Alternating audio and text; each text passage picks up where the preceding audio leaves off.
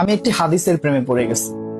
হাদিসটা হচ্ছে ঠিক এমন যে যখন বান্দা একটি ঘরে কান্না শুরু করে এবং তখন আল্লাহর ফেরেশতারা বলে যে আল্লাহ তোমার এই বান্দাটা কি জন্য কষ্ট পাচ্ছে, এবং ফেরেশতারা আল্লাহর কাছে কান্নাকাটি করে বলে যে তার মনের ব্যথাকে তুমি আল্লাহ কমিয়ে দাও। তখন আল্লাহ তাআলা বলেন যে আমার বান্দা এমন কোনো কিছুর মায়া পড়েছিল বা ভালোবেসেছিল যা আমার চাইতে সে বেশি ওই জিনিসটার প্রতি ভালোবেসে ফেলেছিল।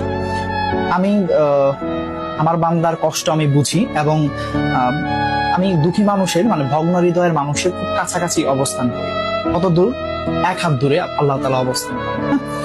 এবং আরেকটা কথা হচ্ছে ফেরেশতারা তখন বলতে থাকে আল্লাহ তুমি চাইলেই কি সেই বান্দার সেই অভাবগুলো তুমি পূরণ করতে পারো না?